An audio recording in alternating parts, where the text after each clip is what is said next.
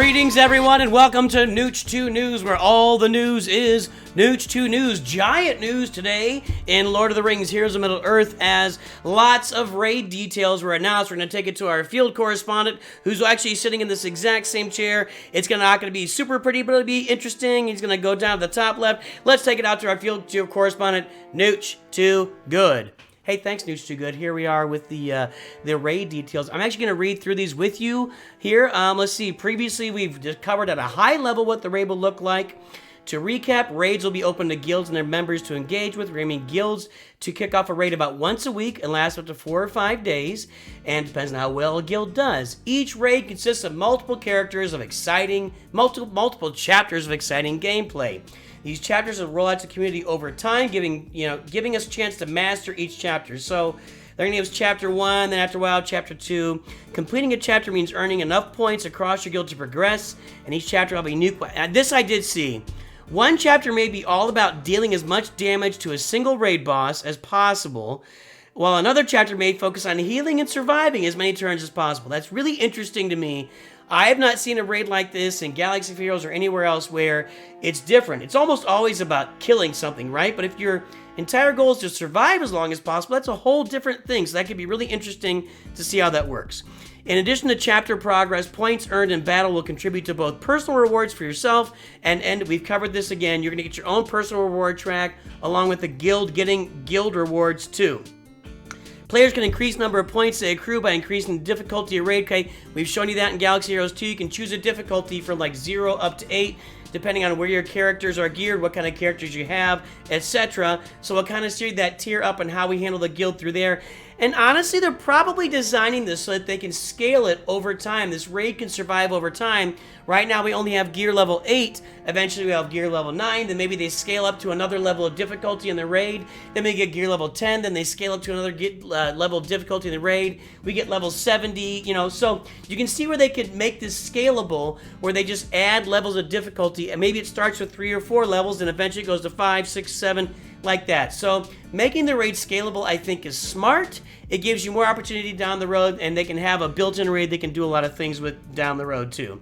Our goal is to have a dynamically challenging raid experience to grow with your roster of characters, kind of like I just said, but allow players in each guild to choose the experience that feels most comfortable for them. Our hope is that players will have an entertaining strategic puzzle to solve while working together as a guild for epic success and rewards.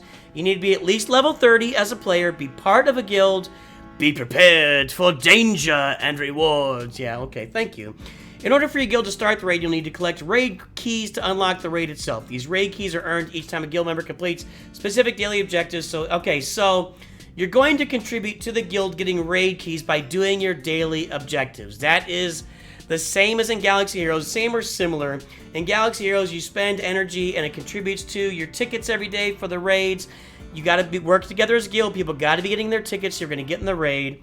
Once a raid is begun, each chapter will be open for 24 hours, and guilds must earn a certain amount of banked points to unlock the next chapter and proceed forth. The amount of points needed to progress to the next chapter varies from chapter to chapter.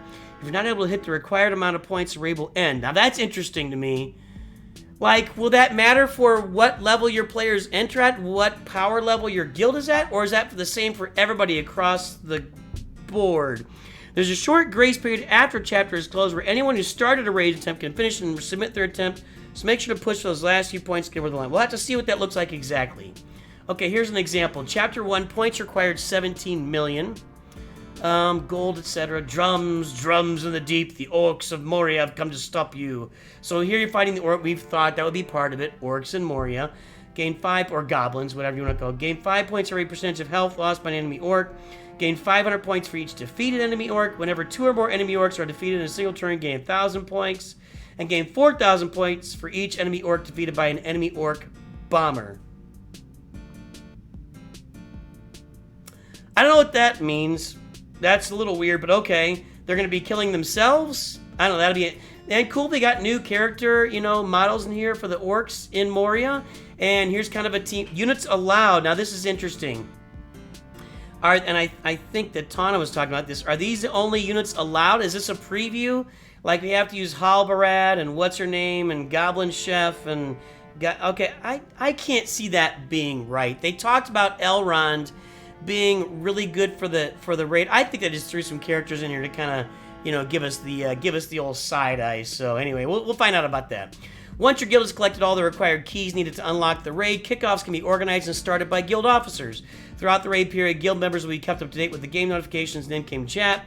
Players can also check in to see how their guild is doing at any time by checking out the raid area and which chapter and rewards are available. So you can stay up to date, see what's going on. There's a picture of Strider going with the hobbits, so we can see, and that looks like, that looks like this team. So that is this team right here. So we can see it's not just Halbarad and the Redhead and those are. You can also take. So there'll be other teams you can take in. As you start your battle, you choose which characters you take with you into the fray. You have a limited number of attempts, as well as a timer, where you need to earn as many points as possible. During battle, you'll be able to see your current score, as well as the maximum possible score you can earn at the current difficulty. So that's the same as Galaxy Heroes.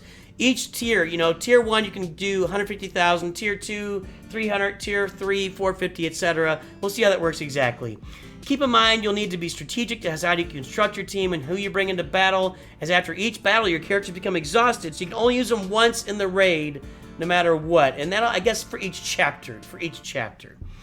Being part of a guild means all your efforts matter. Guild members will collect points based on how well they complete scoring objectives. Points can also be multiplied by a difficulty modifier to reflect the challenging nature of the battle. When players complete a battle, they have the choice to retry. So you don't have to submit, you can retry. Again, this is the raid they built in Galaxy of Heroes for the Crate Dragon.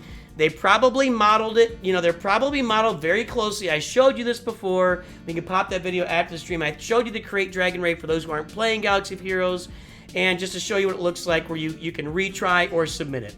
As an individual, you unlock more rewards the more points you collect during the raid. Okay, yeah, so this is the individual track. These are guild rewards. So guild rewards at 54,000 points, 72,000. So you're opening chests as you go that have more and more and more rewards in them. We'll see what they look like. Here's your personal rewards. Thank God for gold. Maybe this is where they plan the gold crunch to fall in. We do the raid, we get a bunch of gold. We can certainly hope, you know, they talked about the raid coming in quarter 3, but it's June 28th. I would not think they're going to drop this on us 3 months before the raid gets. I would think we're going to see the raid on some level in July. So I think we can look forward to that. And yeah, if we're getting gold in here as the individual reward track, I will take that. Maybe down the road we won't need it, but we need this gold in the game right now. I'll take it.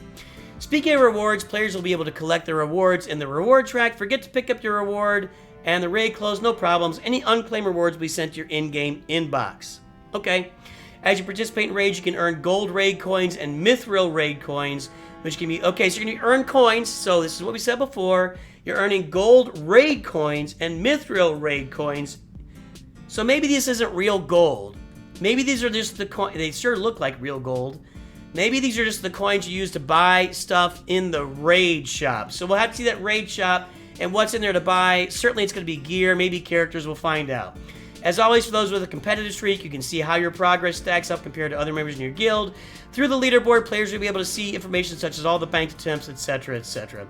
Raid points earned 1,500, Chapter 1, 0.02%. Guild rewards here, personal rewards here. I wonder if this is real gold and this is the raid shop stuff. I don't know. We'll have to find out. So what happens when your guild finishes a raid? Well, first, congratulations. And next, enjoy the spoils. Potential reward items you'll see are featured character shards. I really hope it's Gandalf the Grey. That's who I want to see in the game. Gems, gold, character XP. Well, I like all those things. That'd be really nice. Of note, gold raid coins and mithril raid coins can be spent on the following things. Rare gear pieces, luminous and shadow crystals. You can't get enough of those. Essences, featured character shards, rare and epic. So, hey, I didn't need to guess at it. It's right there. We look forward to seeing how players interact with the raids. Everything mentioned in this article is subject to change. Of course. We keep a close eye, so they want to see how things go and etc. For all the latest news, but for all the latest news, make sure that you are tuning into Nooch 2 News. That's all we've got for now. Let's flip it back to Nooch as he wraps this up, everybody. Hey, everybody, Nooch 2 News, where all the news is 2 news, and always remember, Nooch 2 News.